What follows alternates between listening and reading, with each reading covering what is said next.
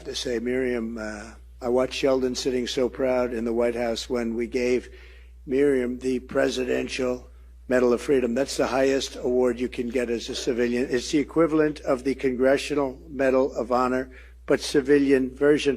It's actually much better because everyone gets the Congressional Medal of Honor. That's soldiers. They're either in very bad shape because they've been hit so many times by bullets, or they're dead. She gets it, and she's a healthy, beautiful woman. It's right. And they're rated equal. This is a guy who loves our veterans and who honors our veterans. I don't think him complimenting and saying a nice word about a person who received the Presidential Medal of Freedom is in any way denigrating those who received military honors. They're two different awards, and I think the president was saying some nice things about a person that he liked, and that's a totally reasonable thing to do. I know I shouldn't be surprised, but it is still shocking that a major political party of this country has a president and vice president nominee who are so willing to denigrate veterans. And they even have the audacity to claim that somehow they are the more patriotic party. So he's talking about a congressional or presidential Medal of Freedom that was given to Sheldon Adelson, who's now deceased, and was talking to his wife, a billionaire donor. Forget for a second what he really meant or anything like that. Why, in a time when President Trump is clearly playing defense in the campaign, give the media and give people who don't like Donald Trump an opportunity to say that he compared what a billionaire donor did in an award they received to the most heroic award for valor in America? You know, it's interesting. When the president awards the honor that only a president can bestow on people, it's not just to the billionaire donor class. We've seen this given to some of those incredible Americans who have achieved the American dream or done something so exemplary that they didn't serve in our armed services. And look, I am a military family. My brother was an active duty Marine for 26 years. My father in Vietnam, my grandfather in World War II. So I don't. Cool, Corey, I just want to be clear. You're doubling down on the idea that the Congressional Medal of Honor is much better than the Medal of Honor. The Presidential Medal of Freedom is better than the Congressional Medal of Honor. No, Leland, what I'm saying is there are people who deserve to be recognized for their incredible work. We're not disputing that. But we're just asking why former President Trump said what he said. But because there are some incredible people who didn't serve in our military, but they should still be recognized with the highest honor that our country has to offer. So after so many years of really disparaging comments toward vets, such as Senator John McCain and his loser comment, Trump doubles down yet again and tries to compare two different medals.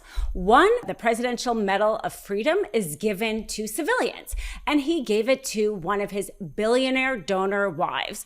And then the other medal, which is the Congressional Medal of Honor, which is given to military vets, those that have been injured, which Trump himself acknowledges that the person giving to this often has multiple bullet wounds. So in comparing the two, he somehow makes it that the one that is given to the civilian is better.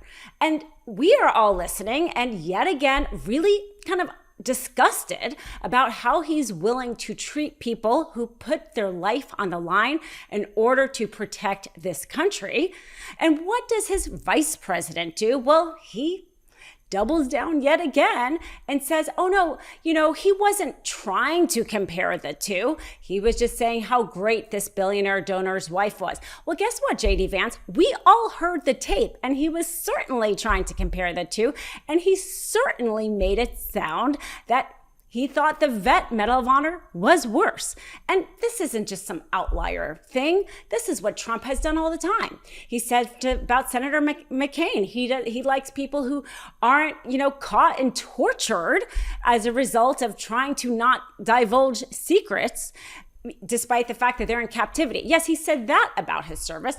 So we know exactly what he said. We heard exactly what he said. And you can't try to explain otherwise, the more, in fact, that you stick up for Trump, the more that you are denigrating vets. And guess who the biggest vet is that you are denigrating these days? Well, it's your opponent, Tim Walz. You have said that somehow Tim Walz's 24 years of service is not only meaningless, but evidently something he should be ashamed of. This doesn't make any sense. Not only did he voluntarily enlist as a teenager, but after September 11th, he re-enlisted. He could have retired after 20 years, but decided to re-enlist and only left when he decided that the best way he could serve not only our country, but his fellow vets was by being in Congress, because then he could help be a voice for them and help enact laws for them. And that's in fact what happened. As a freshman representative, he was picked by Nancy Pelosi to give the rebuttal speech to George W. Bush. And he spoke then opposing the doubling down of having the servicemen go to Iraq. And that in itself was a huge impact, not only on his battalion, but all of the vets in this country, and also a huge impact of all of our civilians. Now, of course, nobody listened to him because the Democrats weren't in power then, but that was why he went to Congress, was he wanted to continue to be a voice, and he certainly did. He did by sitting on the committees, the Veteran Committee, and he was a constant voice to vets. Then in 2005, I felt the call of duty again, this time of being service to my country in the halls of Congress. My students inspired me to run for that office, and I was proud to make it to Washington. I was a member of the Veterans Affairs Committee and a champion of our men and women in uniform. I'm going to say it again as clearly as I can. I am damn proud of my service to this country.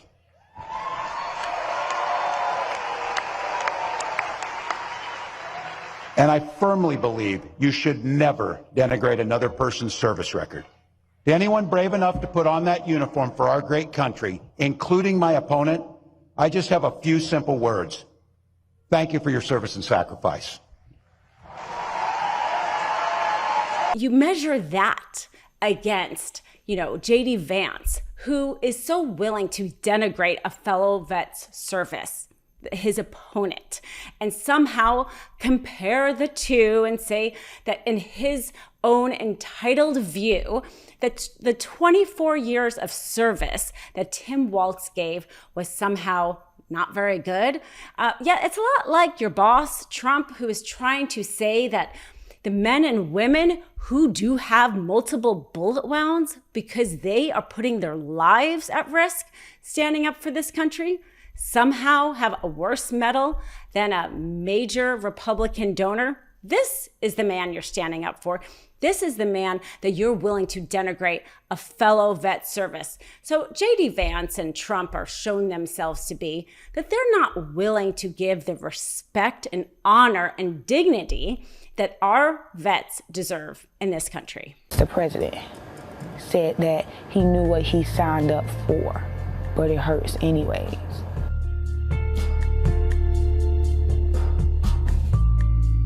Dating is like being in Vietnam. You're the equivalent of a soldier going over to Vietnam. And if you have any guilt about not having gone to Vietnam, right, we have our own Vietnam. It's called the dating game. Did you say that more people were killed by women in this act than killed in Vietnam? Yes. Okay. That is true. And you get criticized for that statement, but that statement is very easy. I even went as far to say that you're braver than any Vietnam vet because you're out there screwing a lot of women. To women than women are to men. Oh, come on. Congressional Medal of Honor in actuality. He's not a war hero. He's a war hero. He's a war hero. 5.5 years. He's a war hero because he was captured. I like people that weren't captured. He couldn't remember my husband's name. The only way he remembered my husband's name because he told me he had my husband report in front of him. And that's when he actually said, La David. Something very nice just happened to me. A man came up to me and he handed me his Purple Heart. And I said, man, that's like big stuff. I always wanted to get the Purple Heart. This was much easier. The fact is, Trump and his MAGA movement have shown themselves to be unpatriotic again and again, denigrating the service of our veterans, unpatriotic. Carrying an American flag while you storm our Capitol and try to stop the peaceful transfer of power in a democracy, unpatriotic. Carrying an American flag and calling yourselves the Trump train while you try to run off the road the campaign bus of your opponent, unpatriotic. Committing fraud in order to violate our campaign laws regarding finances and what is allowed in our election in order to get inside the Oval Office, unpatriotic. Since the Republican Party hasn't been willing to stand up to Trump and the MAGA movement and their real distortion of what patriotism is, isn't it great that the Harris-Walz ticket and the Democratic Party is reclaiming service to this country, reclaiming our flag, and reclaiming patriotism?